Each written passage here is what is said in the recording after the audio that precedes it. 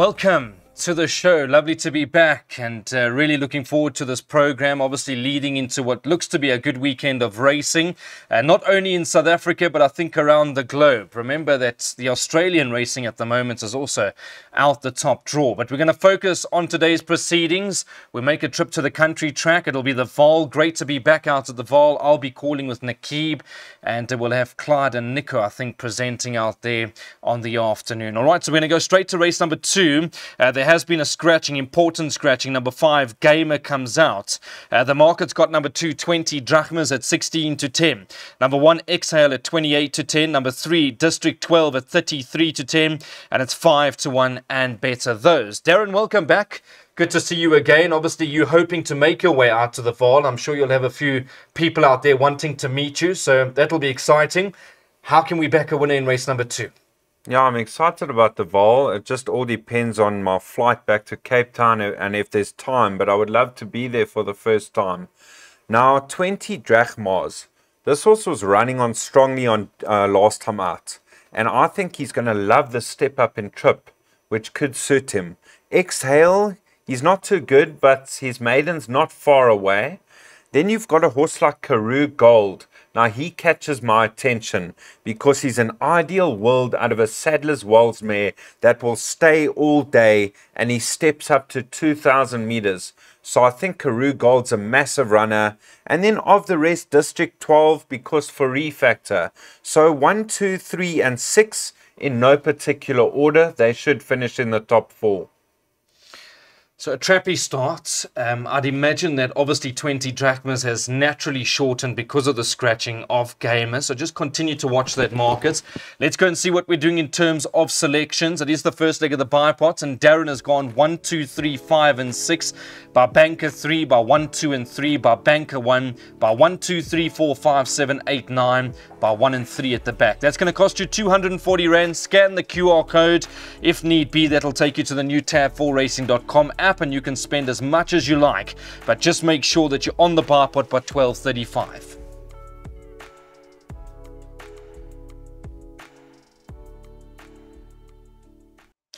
PA time. I know that a few of us like the PAs, especially if we can double up and treble up throughout the afternoon. The favourites, number 2, Romeo's Magic at 4 to 1. 3, Little Prince at 9 to 2. The 1, Kambulu is at 5 to 1. The 6, Rosie Lemon at 11 to 2. And I see you getting almost 6, 7, 8, 9 to 1 in the field. It's quite a trappy contest. I'm going to go to Darren and see if he can help us. Darren, we were chatting off air. You thought maybe Little Prince could be the value in what looks to be an open race. I thought so, Brandon. I landed on this horse because his last start, I heard about him that he's back to best. And he quickened up so smartly at the finish. He got beat 3 parts of a length by player. He was absolutely flying. And I just get the feeling, I know it's only a week later, but now that he's doing so well and fresh, I think he's the horse to beat in this type of company. As long as he gets one off the fence from a 10 draw and doesn't get caught wide, I think he'll deliver this time around. He has been disappointing for quite some time, but his last run was very eye-catching. And I've got to say, we've got to have a little nibble on this horse. Even if you go each way at 9 to 2, 3 places, you could get around 8 to 10 a place, 9 to 2 the win. Maybe 100 or 2 each way, and I don't think he'll disappoint us. And you were telling me, just quickly, that you're obviously a big fan of Dennis Schwarz. Absolute try on everything. I know the horse can be 100 to 1, it can be 8 to 10. Dennis is out there having a full go. So, Darren, from that sort of a draw, we'll leave it up to Dennis? Dennis is different class. I've seen him ride some crackers consistently at big prices for quite some time. And when he's riding a horse that I fancy from a deep draw, I'm not too concerned because he'll give it every possible chance. Yeah, well said. Good man, Dennis. We wish him all the best over here with Little Prince. What we're going to do is quickly put up those selections. Let's see what Darren suggests we do for race number 3. It's over 2,000 meters. He's told us rush off 9 to 2, a decent price, maybe 250 Rand, in hope that his bet did win yesterday at Gravel. Like I say, it's a pre-recorded show. But if Princess Ozma arrives, perhaps we can even have a little bit more than 250 Rand on. That's race 3, 10 past 1 is the off time, and we're going for Little Prince.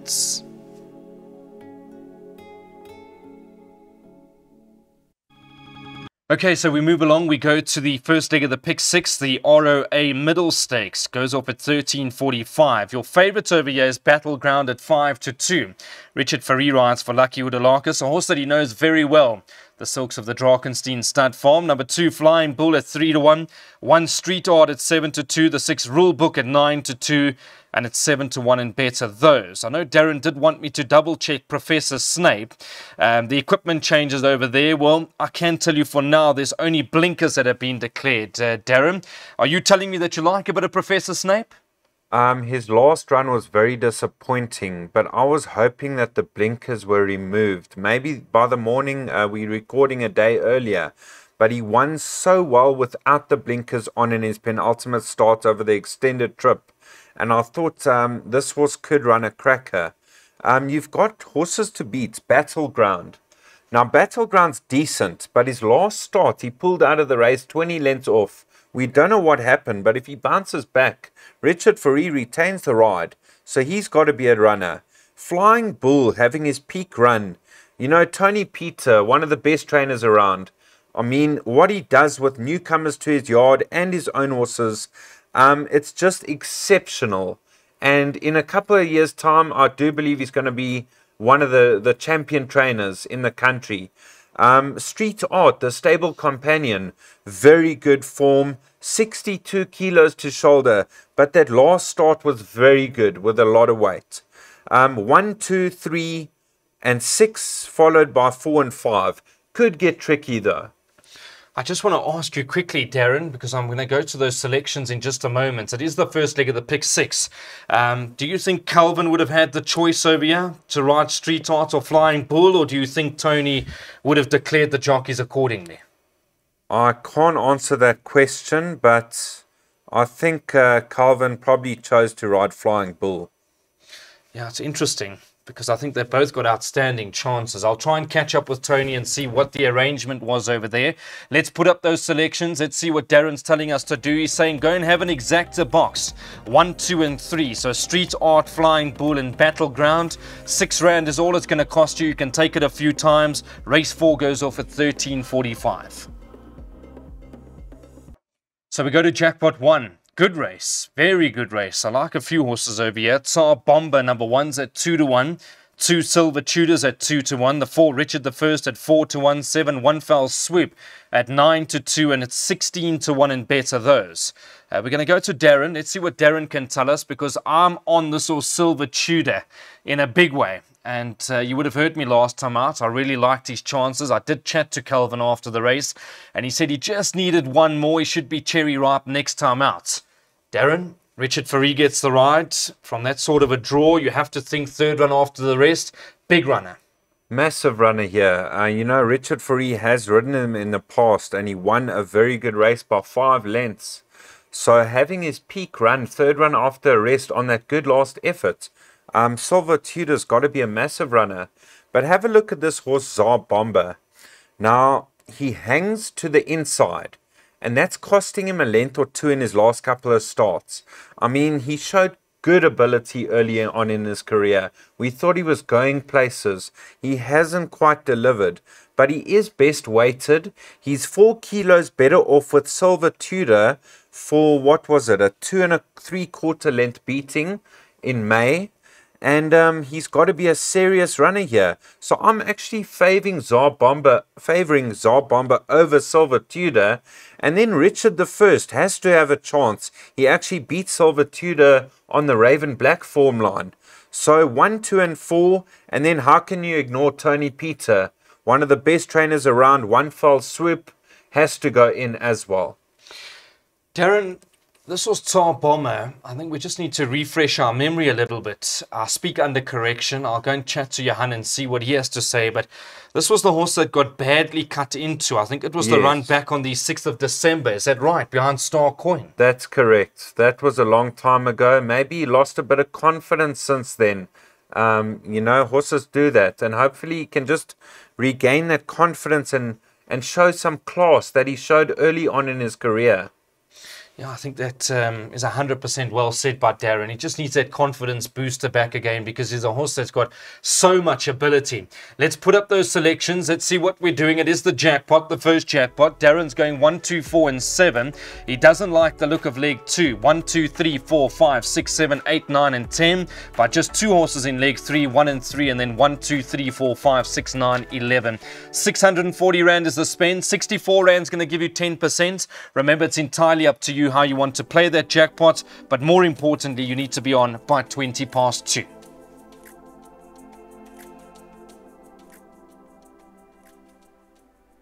Race number 6, the start of Jackpot 2, where the favourites over here is Esquivel. In fact, I can tell you Chocolate Bomb has now gone favourite. So they've been chopping and changing these two horses, Esquivel and Chocolate Bomb. Chocolate Bomb's now at 7-2 and Esquivel's gone back to 4-1. 3 Siberian Steels at 11-2. The 8 Fully Loaded at 6-1 and at 7-1 and better those. Darren, very open race this. Obviously, I thought Pierce Stradum for Clint Binder, I mean, a combination we have to watch closely because this horse Esquivel was given a peach of a ride by the Blonde Bomber last time in beating Super Agra. Chocolate Bomber horse that's got all the ability in the world. I know he's got 1 or 2 temperamental issues, but we'll have to watch him going to the start. Wow, it's a tough race. It is a tough race. You know, I've opted to play the field in a couple of bets because it gets tricky. If you look at Esquivel, now in his last couple of starts, he's gone up from a 69 to an 87, and he's got 63.5 kilos to shoulder. So I'm not sure if it's going to stop him, but it's going to be difficult. Now, if you look at Super Agra, he ran 2 lengths off Esquivel. He's 3.5 kilos better off for that 2 lengths. So that brings him into the race. Then you go to Chocolate Bomb. He beat Fully Loaded 2 lengths, and he's 5 kilos worse off with Fully Loaded. So that brings him into the race. Kalahari Blue finding his best form. A horse like Prince of Green, gelded before his last start, second to Zanovi, got a chance. Silent Trigger down in trip, I'm not too sure. And a horse like Siberian Steel, can't ignore a Peter runner. So I made it very tricky. I think a lot of runners have chances. Yeah, look, you're going to need luck. Ultimately, this game, you need a lot of luck. I think Darren's really summed that race up beautifully. If you have a look at this horse, Esquivel, to carry 63.5 kilograms, probably not carrying too much dead weight, Darren, because we know that Pierre did say in his interview the other day that he's battling with his weight a little bit. But I mean, 63.5 is certainly a lot of weight. 63.5 kilograms, I think you can ride him at that weight. Not quite, but Esquivel, I think Stradum's going to put him in a good position, but hold him up as long as possible to try and get that finishing kick with all that weight. And I think Pierre could judge it just right, but it's going to be difficult. I don't need to tell you what I think of Pierre Stradum. Magic. That's what he is. He's absolutely different class as striker.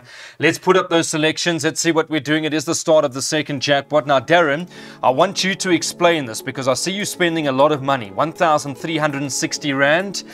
People do have the option. Punters, take note, you do have the option of taking a percentage. Yes, you have the option. You know, I just thought we could get results, and if it falls into place correctly, maybe it pays 7-8 grand and you take 10% for yourself for 136, and maybe you make yourself 500 or 600 or 700, maybe more, because I thought the last race an absolute field race. This race could get tricky at the weights, and the third leg's tricky, so I just landed on bankering Duenna, and I'm hoping that she can deliver for us.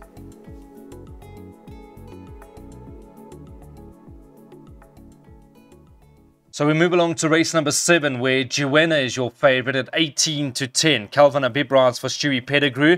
6 Godfather at 15-4. The 5 Parker Getrix at 4-1. And it's 7-1 and better those. Let's go to Darren. Darren, I know you're big on this horse Duenna. 18-10 does look to be a backable price from a good draw. Definitely. I thought she's the right horse in the race, you know. Last time out, when she took on my soulmate, who's above average, she got beat 2 lengths, but she was taking off at the finish. But I do like, she moved up strongly and then was just one paced. I think the drop back to 14.50 is going to be ideal. And I think she'll take a ton of beating because that was an 80 handicap and this is a 68 handicap. So surely she's going to take a power of beating. I made the only danger coming in hot with the 4 kilos off his back. I thought he could get involved, but he's not too consistent of late. All right, yeah, I think Darren's big on this horse, Joanna. I can't really give you any confidence from my side because I think Darren's already said it all. You can have a bet on this horse at about 18-10. I think race time going to shorten up quite a bit. One horse that I would watch closely is Parker Getrix because on his day he can certainly run as well. Raymond Danielson's been booked to ride for Chris Jonker, and that's at 9-2. I'm going to go back to Darren to say goodbye. Darren, it's been a great privilege having you in the studio. Thank you very much for coming to join us. I know you're only up here for a few days, and I mean, come and join us more often. The punters want to see more of you. Yeah, definitely. I got to make a turn every couple of weeks or once a month or something. My first time in the studio, it's been a good experience. And then touching on one of my Summer Cup fancies, Puerto Manzano, the manner in which he won last time out. You don't go 3 wide at Turffontein standside track and still win, and he did it the hard way. But Atticus Finch, a lovely up-and-coming horse. I think he's going to be very competitive. And the draw wouldn't worry me with him because he goes to the front and sits up there. Thanks, Darren. Great to have Darren Burrows in the studio with me. We've been trying to get this to work for quite some time.